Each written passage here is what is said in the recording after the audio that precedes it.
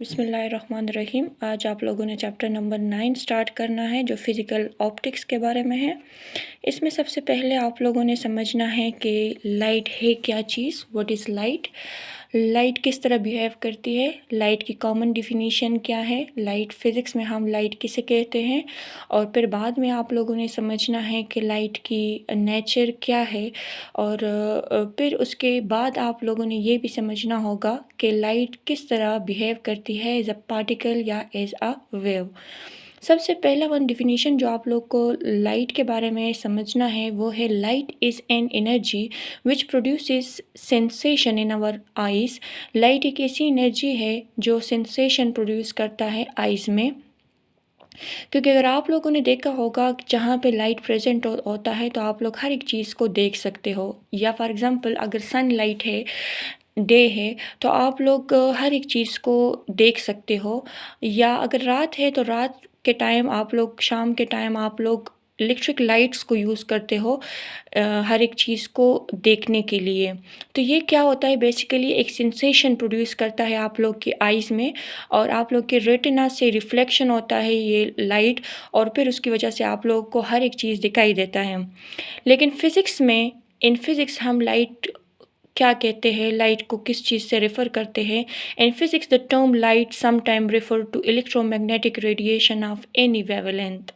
Physics में light जो है एक ऐसा टर्म है जिसको हम रेफ़र करते हैं as a electromagnetic radiation of any wavelength. Of any wavelength का बेटा ये मतलब है, क्योंकि आप लोग को पता है कि इलेक्ट्रोमैग्नेटिक रेडिएशन जो है वो है gamma rays, X rays, microwaves, radio waves, जितने भी रेज़ हैं वो आप लोग के पास इलेक्ट्रोमैग्नेटिक रेडिएशन है। लेकिन इसमें सिंपल डिफरेंस ये है कि वो हर एक रेस के, गामा रेस का अपना एक वेवलेंथ और अपना एक फ्रिक्वेंसी है, एक्स रेस का अपना एक वेवलेंथ और अपना एक फ्रिक्वेंसी है।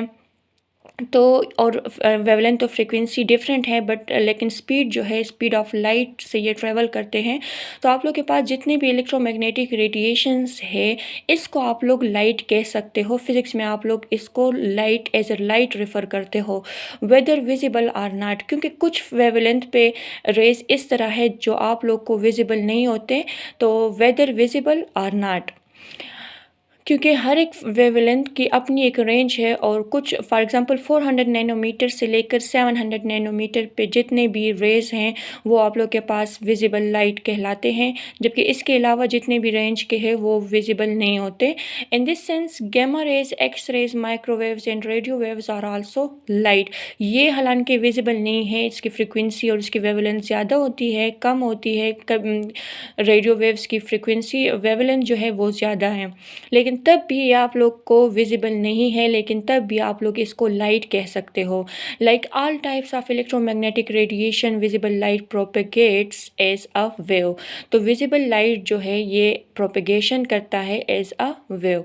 ये दूसरी थर्ड डिफिनीशन हम इसकी इस तरह कर सकते हैं कि it is a stream of photons, कि ये एक स्ट्रीम ऑफ फोटॉन्स है। फोटॉन बेसिकली क्या होते हैं, फोटॉन्स अगर हम इलेक्ट्रॉन्स को फॉल करते हैं तो ये रिलीज़ होते हैं as a packet of energy which is a stream of photons which behave like as a stream of photons. तो इसकी हम थर्ड डिफिनीशन इस तरह भी कह सकते हैं कि it is a stream of photon. अब आप लोगों ने ये भी समझना है कि सोर्सेज ऑफ लाइट क्या हैं, कि लाइट को हम किस तरह प्रोड्यूस कर सकते हैं या इसके सोर्सेज क्या है। सबसे फर्स्ट वन सोर्स जो है, the main source of natural light on earth is the sun. सबसे फर्स्ट वन सोर्स जो है, मेन सोर्स जो है वो नेचुरल लाइट है on earth is the sun. Sun is the main source, and the next one is the fire. Historically another important source of light for humans. Human जो है पहले ज़माने में लोग जो थे वो फायर को यूज़ करते थे एज अ लाइट। लेकिन with the development of electric light and power system, लेकिन जैसे ही डेवलपमेंट हो गया, इलेक्ट्रिक लाइट प्रोड्यूस हो गए, पावर सिस्टम आ गए, तो electric lighting has effectively replaced by fire lights. तो फायर लाइट को रिप्लेस्ड करके इलेक्ट्रिक लाइट्स आ गए, जो आप लोग के पास अभी यूज़ करते हो, बल्ब जो है, ट्यूबलाइट जो है, तो इसको रिप्लेस करके फिर अभी आजकल हम ये चीज़ें यूज़ करते हैं, इलेक्ट्रिक लाइट्स जो है, इलेक्ट्रिक बल्ब्स। लेकिन पहले ज़माने में लोग फायर को यूज़ करते थे, आग को यूज़ करते थे, इसको लाइट के एज अ लाइट यूज़ करते थे। These are the sources. The first one is the sun, the second one is the fire. Historically fire use करते थे, and the third one is now आजकल जो हम use कर रहे हैं, these are the electric lights. Now the third one question is light behave as a particle or wave. कि light किस तरह बिहेव करता है, एज अ पार्टिकल या वेव, या दोनों नेचर बिहेव करते हैं. तो इसको आप लोगों ने पढ़ना है. सबसे पहले light is a form of energy date can transfer from one point two another.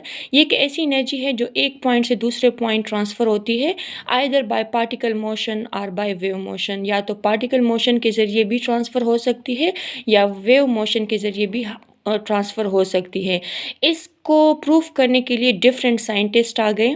Different scientist ने अपने अपनी थ्योरीज पेश किए और ये प्रूफ किया कि लाइट जो है ये एज अ पार्टिकल भी बिहेव करती है और एज अ वेव भी बिहेव करती है. Accordingly different theories on the nature of light have been proposed and the important theories are as follows. सबसे जो इम्पोर्टेंट थ्योरीज है वो नीचे दिए गए हैं. For example the first one is the Newton corpuscular particle theory. Newton corpuscular particle theory जो है, न्यूटन कॉर्पस्कुलर थ्योरी, इसने एक्सप्लेन किया था कि लाइट जो है ये एज अ पार्टिकल बिहेव करता है, क्योंकि कॉर्पस्कुलर का मतलब ही भी पार्टिकल है. और इसने इसको प्रूफ भी किया था थ्रू एक्सपेरिमेंट, जिस तरह फोटो इलेक्ट्रिक इफेक्ट और क्वांटम इफेक्ट के ज़रिए इसने इसको एक्सप्लेन किया था कि लाइट का नेचर जो है ये है particle nature. The second one scientist हाइगन वेव थ्योरी, हाइगन वेव प्रिंसिपल. हाइगन प्रिंसिपल आप लोग के बुक में है. तो हाइगन ने प्रूफ किया था कि लाइट जो है, उसने एक प्रिंसिपल पेश किया था कि लाइट जो है ये एज अ वेव बिहेव करता है. And the third one Maxwell electromagnetic theory. Maxwell ने फिर प्रूफ किया था कि लाइट जो है ये एक इलेक्ट्रोमैग्नेटिक थ्योरी इसने एक्सप्लेन किया था और उसके ज़रिए उसने प्रूफ किया था कि लाइट जो है ये एज अ वेव बिहेव करता है. And the last one is the Thomas young.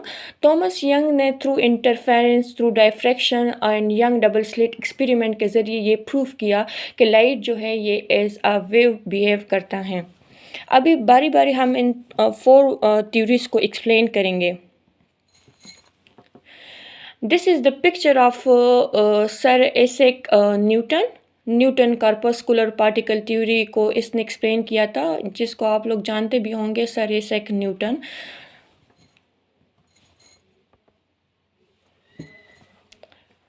अच्छा, न्यूटन कॉर्पस्कुलर पार्टिकल थ्योरी को अभी आप लोगों ने पढ़ना है कि ये क्या चीज़ है, इस थ्योरी में क्या क्या बताया गया है. And the Newton corpuscular theory of light 1704 में प्रपोज किया गया था और उसने बताया था कि that light is made of material particles that Isaac Newton called corpuscular. उसने बताया, उसने प्रपोज किया कि लाइट जो है ये एक मटेरियल पार्टिकल से बना हुआ है, जिसको न्यूटन ने, सर आइजैक न्यूटन ने कॉर्पस्कल्स का नाम दिया. And these particles are thrown in a straight line and at a high speed by different sources of light. और उसने उसको एक स्ट्रेट लाइन में एक हाई स्पीड से सोर्स ऑफ लाइट से थ्रोन किया. फॉर एग्ज़ाम्पल सन या ए कैंडल. तो अगर आप लोग सनलाइट को देख लो तो उसमें भी आप लोग को पार्टिकल्स दिखाई देंगे. तो उसने एक्सप्लेन किया कि लाइट जो है ये मेड ऑफ है डिफरेंट मटेरियल पार्टिकल से, ये पार्टिकल से ही बना हुआ है और ये एज अ पार्टिकल बिहेव करता है. और उसने फिर एक्सप्लेन ये भी किया कि जब ये पार्टिकल्स आप लोग के रेटिना पे फॉल होते हैं, जब ये पार्टिकल्स आप लोग के रेटिना पे फॉल होते हैं तो they produce the sensation of vision. तो इस की वजह से, इसकी रिफ्लेक्शन की वजह से आप लोग को वो चीज़ दिखाई देती है. When these particles falls on the retina they produces the sensation of vision. And this theory can explain a number of phenomena like reflection, refraction. ये different phenomena को इसने explain किया. और न्यूटन कॉर्पस्कुलर थ्योरी को through experiment इसने prove किया कि light जो है ये एज अ पार्टिकल बिहेव करता है. जो आप लोग फेमस जो इफ़ेक्ट है photo electric effect and the quantum effect, ये आप लोगों ने पढ़े भी होंगे और इंशाल्लाह आप लोग सेकेंड ईयर में इसको डिटेल से पढ़ लोगे, जिसमें सर आइजैक न्यूटन ने प्रूफ किया कि the that light behave as a particle. These are proved by a number of experiments such as photoelectric effect, quantum effect, in which light behave as a particle. और उसने through experiment इसको proof भी किया कि light जो है ये as a particle behave करता है. This is the picture of reflection of corpuscles. These are the particles. अगर आप लोग ये blue पार्टिकल्स को देख ले तो ये एक रिफ्लेक्टिंग सरफेस पे इंसिडेंट हो रहे हैं, इंसिडेंट कार्पस्कल्स इंसिडेंट हो रहे हैं, पार्टिकल्स जो है ये इंसिडेंट हो रहे हैं और फिर ये इस रिफ्लेक्टिंग सरफेस से ये दोबारा रिफ्लेक्टेड होते हैं. और अगर आप लोग देख ले तो इसकी वजह से इसने इसी तरह इसने एक्सप्लेन किया था कि अगर आप लोग के पास सनलाइट है और सनलाइट आप लोग के रेटिना पे फॉल होंगे और फिर जब उसकी दोबारा रिफ्लेक्शन होगी तो आप लोग इसके ज़रिए ये सेंसेशन ऑफ विजन प्रोड्यूस करता है. Then this is the picture of reflection of corpuscles. Reflection show कर रहा है, इंसिडेंट हो रहे हैं कार्पस्कल्स एंड नॉर्मल लाइन से दूसरे लाइन पे आप लोग के पास रिफ्लेक्ट हो रहे हैं. This is the second wave theory, Huygens wave theory, and this is a picture of Christian Huygens. Picture of Christian Huygens. Christian Huygens was a mathematician. ये एक mathematician थे, physicist थे, and astronomer who formulated the wave theory of light. उसने explain किया था कि light जो है ये as a wave behave करता है. तो Huygens ने ये theory दी थी, Huygens wave theory, जिसको उसने principle पेश किया था, Huygens principle. Huygens wave theory क्या है? Proposed by mathematician, physicist and astronomer Christian Huygens in 1690. It is a powerful method for studying various optical phenomena. ये एक powerful method है जिसमें हम different optical phenomena study करते हैं. इसने एक प्रिंसिपल पेश किया था और उसने बताया था कि हाइगन principal also called हाइगन Fresnel principal भी हम इसे बोल सकते हैं. A statement that all points of A wave front of light in a vacuum or transparent medium may be regarded as a new source of wavelet. एक new source of wavelet behave करता है. That expand in every direction at rate depending on their velocity. Depending on their velocity they expand होते हैं. अभी आप लोग इसको diagram से समझ जाओगे, लेकिन इसमें बताया गया है कि अगर आप लोग के पास वैक्यूम है या कोई भी ट्रांसपेरेंट मीडियम है तो उसमें हर एक वेवलेट जो है वो एज ए न्यू सोर्स काम करता है. और एज ए न्यू सोर्स काम तो करता है लेकिन ये डिपेंड करते हैं ऑन देयर वेलोसिटीज़. और इसकी जो वेलोसिटी होती है वो स्पीड ऑफ लाइट के बराबर होती है 3 exponent 8.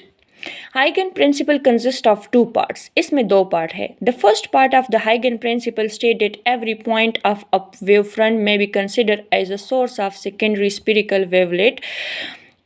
And the second part of the principle state that the new position of the wavefront after time t plus dt can be found by drawing a plane tangential to all secondary wavelets. ये अभी आप लोग diagram से समझ जाओगे. First part में बताया है कि every point of a wavefront may be considered as a source of secondary spherical wavelet. इसको आप लोग इस डायग्राम से एक्सप्लेन हो जाएगा आप लोग को. अगर आप लोग बेटा इसमें देख लो तो ये एक सोर्स है. For example this is the source, और ये सोर्स कोई भी हो सकता है, सन भी हो सकता है, कोई भी लाइट आप लोग ले सकते हो. अगर सन से आप लोग को लाइट पास हो रही है तो यहाँ पे एक सर्कुलर वेव बन रहा है, एक वेव फ्रंट बन रहा है. सही है. तो अगर आप लोग इस वेव फ्रंट पे देख ले, सामने वाले वेव फ्रंट पे ये सोर्स है तो ये एक प्राइमरी सोर्स बन गया, और यहाँ पे जो ये वेव फ्रंट है तो ये एक सेकेंडरी सोर्स बन गया. लेकिन अगर आप लोग देख लें A B C D E, in first part we take several point represented by first point पे. फर्स्ट पार्ट में हम इस तरह कर लेंगे कि डिफरेंट पॉइंट्स ले लेंगे A B C D E on the wave front. ये एक वेव फ्रंट है. वेव फ्रंट बेटा वो होता है जिसमें हर एक पॉइंट सेम फेस पे हो. तो A B which is the source of secondary wavelet, ये ए से लेकर ई तक जितने भी पॉइंट है ये सोर्स ऑफ सेकेंडरी वेवलेट के हैं। तो अगर आप लोग ये देख लें, ये प्राइमरी सोर्स हो गया, ये सेकेंडरी हो गया। अब ये सेकेंडरी जो होगा ये इसके लिए प्राइमरी बन जाएगा, ये दूसरे के लिए ये प्राइमरी बन जाएगा, और इसके लिए ये वाला side capital A B C D E जो है ये सेकेंडरी बन जाएंगे। इसी तरह फिर दोबारा यहाँ पे ये प्राइमरी बन जाएगा, ये सेकेंडरी, इसी तरह secondary and primary. In first part, we take several points represented by A, B, C, D, E on the wavefront AB, which is the source of secondary wavelet. क्योंकि ये दोबारा फिर इससे wavefront बनेंगे, तो this is the source of secondary wavelet.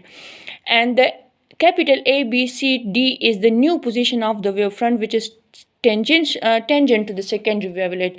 ये capital A B C D जो है ये new position of wave front है, ये दूसरा वेव फ्रंट है और इस पे ये न्यू पोजीशन है ए बी सी डी जो टेंजेंट है सेकेंडरी के।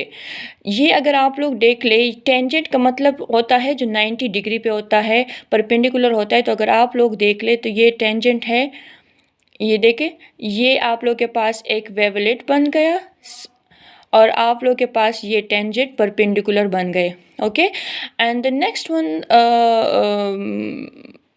पॉइंट इज़ द, अगर आप लोग बेटा इसमें देख ले तो आप लोग इसको किस तरह बनाओगे, ये ए बी सी डी जो है ये आप लोग के पास एक वेव फ्रंट के कुछ पॉइंट्स हो गए जो सोर्स ऑफ सेकेंडरी वेवलेट है, और उस पे आप लोग इसको किस तरह ड्रॉ करोगे, एक हिमी स्फेरिकल सरफेस बना के, इस तरह ए पे एक सरफेस बना के, बी पे एक बना के, सी पे बना के, डी पे बना के और ई पे बना के।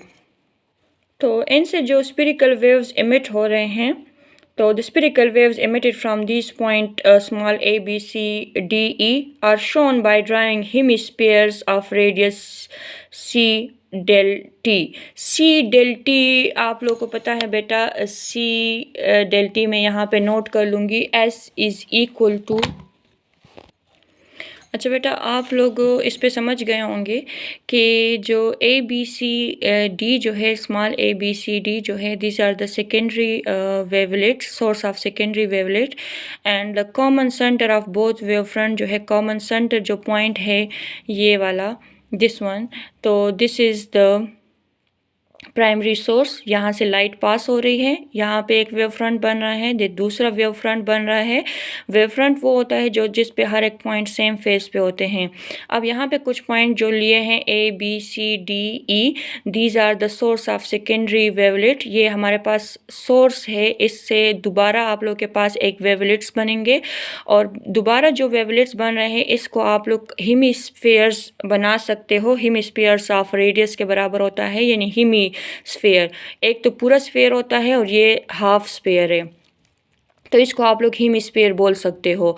और इसका जो रेडियस जो होता है वो बराबर है s इज़ इक्वल टू, मैं नीचे नोट पे लिख रही हूँ, s is equal to c t. s जो है ये आप लोग रेडियस ले सकते हो, और ये सी टी के बराबर है, C is the speed and T is the time. तो ये आप लोग के पास स्फेरिकल वेवलेट है, and these are the cylindrical. तो डिफरेंट फॉर्म में आप लोग बना सकते हो। यहाँ पे ये A B C D E जो है ये सोर्स ऑफ सेकेंडरी वेवलेट है, और ये ए बी सी डी ई ये न्यू पोजीशन है और tangent to the secondary source. अगर आप लोग देख ले ये टेंजेंट है, ये देखें टेंजेंट है, हर एक पॉइंट पे टेंजेंट लाइन शो किया गया है।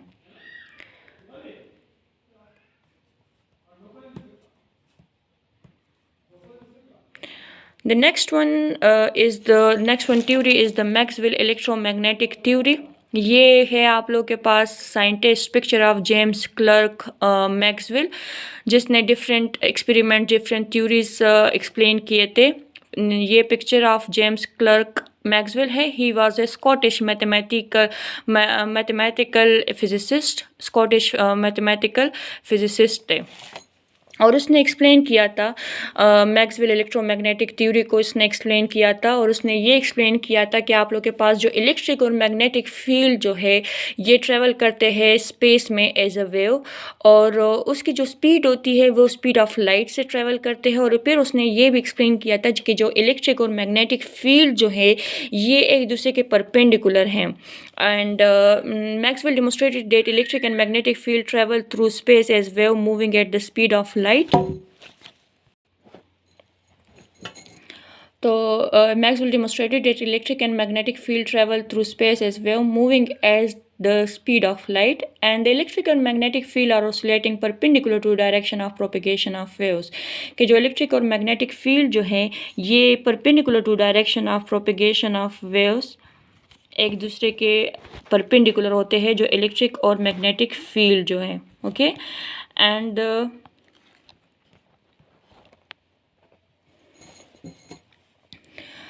he showed that light is a form of high frequency electromagnetic waves, और these waves do not require any medium for their propagation. ये मैंने आप लोग को बताया भी था कि इलेक्ट्रोमैग्नेटिक रेडिएशन के लिए आप लोग को कोई भी मीडियम रिक्वायर नहीं होता।